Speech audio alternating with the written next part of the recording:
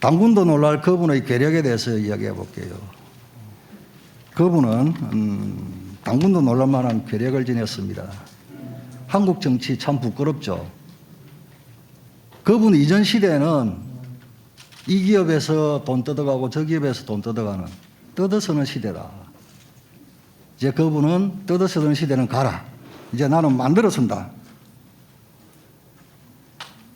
그분의 시대는 대장동, 위례, 백현, 코나이, 성남FC 등을 통해 알 수 있듯이 인허가권과 작업조를 이용해서 1조 원이라는 돈도 만들어 쓰는 시대로 만들었다. 엄청난 괴력을 가지고 있죠. 다음 볼까요?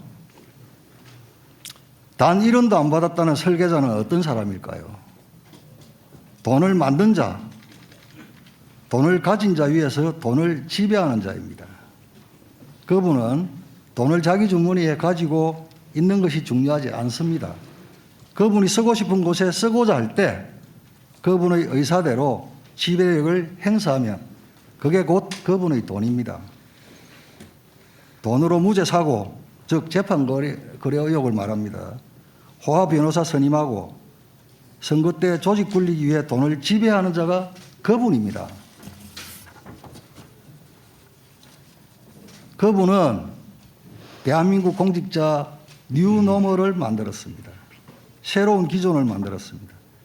혈중 알코올 농도, 면허 취소 수준의 음주운전, 검사 사칭, 무고죄, 특수공무집행 방해, 공용물건 손상 등 전과 사범입니다. 형수 폐륜 욕설, 여배우 스캔들, 정신병원 강제 입원, 고소고발 남발 등 이런 화려한 전적이 있어도 성남시장, 경기도지사, 민주당 대선 후보가 될 수가 있습니다. 엄청난 뉴노멀을 만들었죠. 그분이 청와대보다 감옥과 가까운 이유에 대해서 보겠습니다. 권순일 전 대법관은 2020년 9월 퇴직 후에인 지난해 11월 화천대유의 고문으로 위촉됩니다. 매월 1,500만 원 정도의 보수를 받으며 법률 자문을 했다고 합니다. 김만배는 그분의 선거법 위반 사건 대법원 판결 전후로 8차례나 당시 권순일 대법관 집무실을 방문했다고 합니다. 또 고액의 돈 약속도 했다는 의혹까지 있습니다. 이 때문에 권순일 전 대법관은 이 지사의 대법원 판결 때 무죄를 낸 것에 대한 사후 수뢰죄까지 의심받는 상황입니다. 또 그분은 자신의 재판을 위해 30여 명의 초호화 변호인단을 구성했습니다. 비슷한 규모의 변호인을 꾸렸던 효성그룹 조현준 사장은 400억 원을 지불했다고 전해지고 있습니다. 하지만 그분은 사생활이라서 구체적으로 말씀드리기 적절치 않다고 합니다. 그러면 이명박 대통령 변호사 대납도 사생활입니까? 그런데 이명박 대통령은 어찌하여서 변호사 대납 관련해서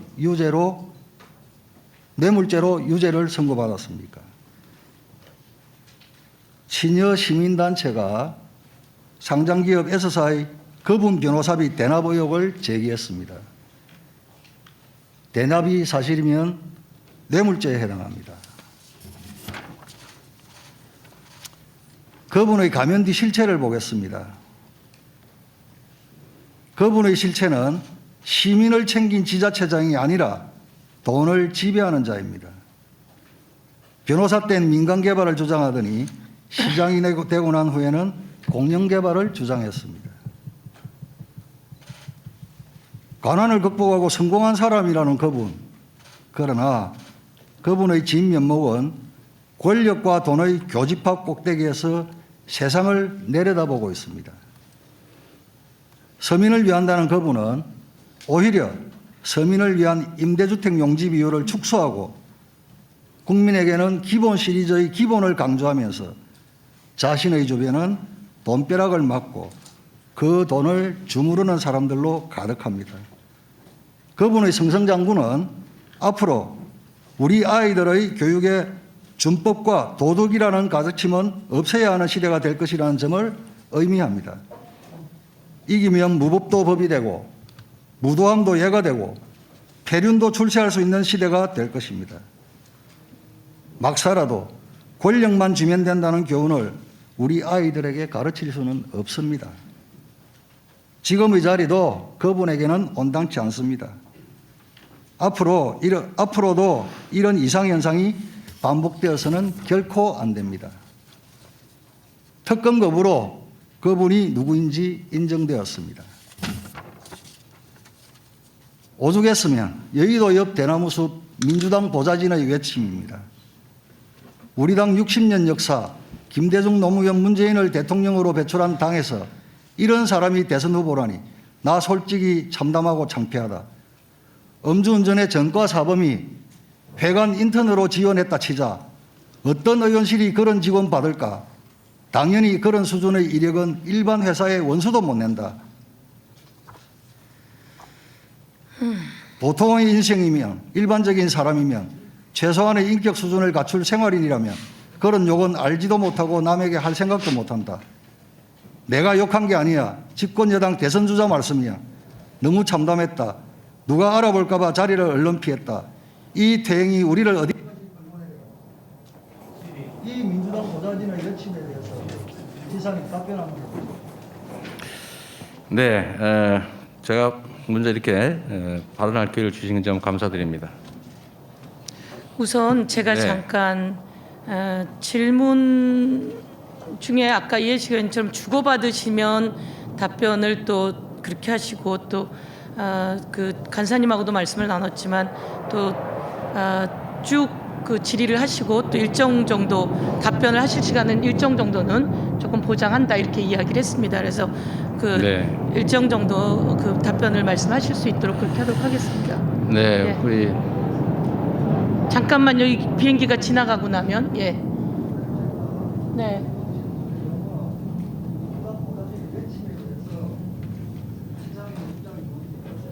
네, 어떻든 하여간 답변에 일정 공정성은 이렇게 같이 하도록 하겠습니다. 예, 말씀하십시오. 제가 먼저 제일 중요한 게 대장동 문제이기 때문에 지금 뭐 그 부분 하시는데 제가 예화 한번 보여드리겠습니다. 세상에 단순한 이치가 있습니다.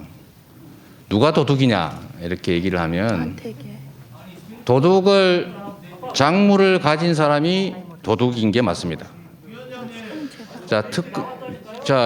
이거 질문에 있던 겁니다.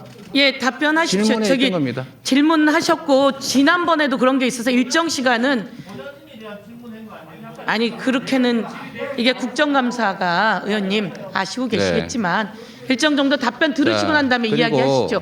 우리 김도부 의원님 얘기하실 때도 다 들었으니까 좀 듣고 나서 시간은 어떻든 좀 배분을 할 테니까 그렇게 하시죠. 예, 우선 조금 기다려 주십시오. 예, 말씀하십시오. 예. 그리고 부정부패의 주범은 돈을 받은 사람입니다. 이 말씀 드리고요. 돈을 준 사람은 이지사님 죄책감이에요. 네, 의원님, 네, 제가 답변 좀 드리고 하시면 좋을 것 같고요. 제가 자꾸 돈을 제가 줬다는데 제가 말씀드렸지 않습니까? 제가 만약에 진짜 화천대유의 주인이고 돈을 가지고 있다면 정말 길 가는 강아지에게 던져줄지라도 고문치사, 정치사가 아니라 유서 대필 사건 조작했던 곽상도 의원 아들 같은 분한테는 절대 한 푼도 줄 수 없다 이런 말씀 드렸잖아요. 제가 왜 거기다 드리겠어요? 여기 의원님들을 드릴지 뭐 혹시 모르겠지만. 그리고 아까 말씀하신 것 중에 제가 뭘 해먹었다 이런 취지인데요. 의원님, 분명한 사실은 의원님께서 소속하고 있는 국민의힘의 과거 새누리당이 당의 당론으로 공공개발을 막았습니다. 그 막는 바람에 저희가 질문에 답하는 중입니다. 혹시 불편하시더라도 저도 1380만 명을 대표하는 도지사입니다. 답변할 수 있는 기회는 주시면 좋겠고요. 질문 질의했으면 반박 자료가 언론에 실시간으로 반복 자료 바로 나갑니다. 뭐 상관없습니다. 그 당연히 하시겠죠. 7분 질의했으면 단일에 답변할 수 있게 해주세요. 그런 법이 어디 있어요, 그거? 그런 법이 여태 있었습니다. 자, 여러분, 그 어떻든 자, 질문하신 제가- 거에 대해 답변할 수 있는 일정량은 보장해야 되는 게 서로 알고 계시는 거고요. 그리고 우리 지사님께서도 적당한 시간으로 딱 끊어서 네, 제가 답변하고 지금 정리해 1분도 주십시오. 말씀 못 드려서 조금만 기회를 주십시오. 말씀하십시오. 예. 예. 일단은 이 사건은 국민의 제가 시간 재고 있습니다. 그렇게 얘기하지 마시고요. 예, 빨리 정리할게요. 가능하면 예. 저도 기회를 좀 주시면 예. 좋겠습니다. 이제 전부 다 조용히 해주시고 예, 경기도지사님 답변하십시오. 네.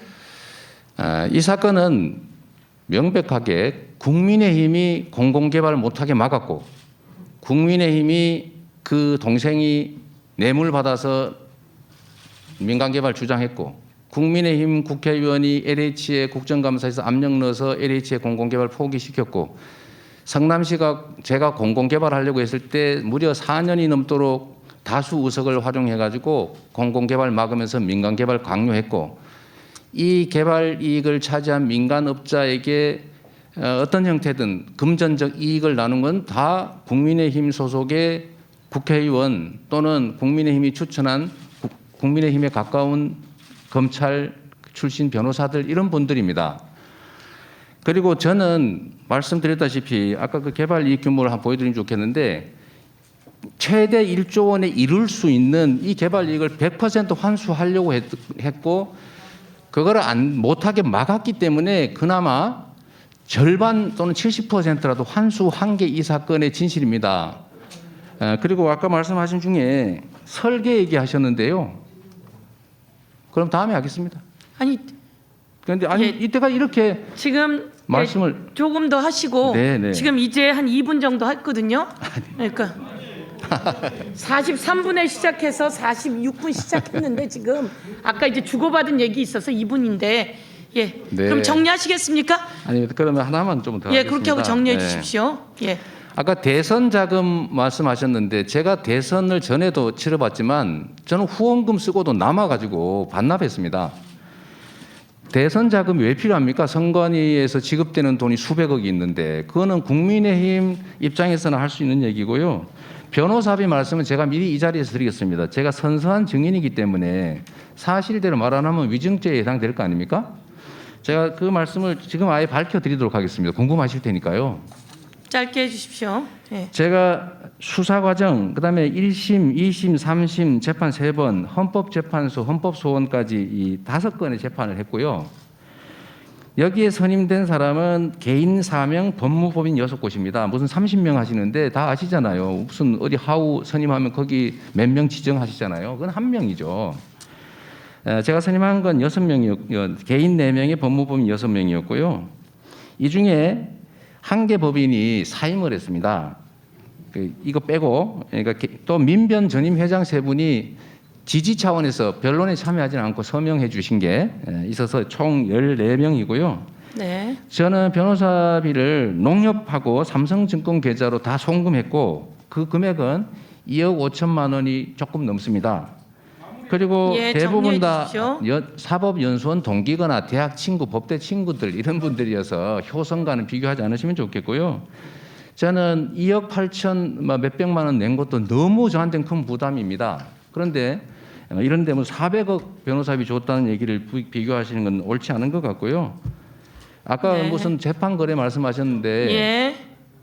아니 이 말씀 마저 드릴게요. 이거 궁금하시지 않습니까? 자, 아, 도지사님 이제 그 내용은 고요 맞아. 그 부분만 변호사비 얘기만 마저 하겠습니다. 좀 그럼 하실 것 이것만 같으세요? 정리하고 넘어가는 것으로 하겠습니다. 네.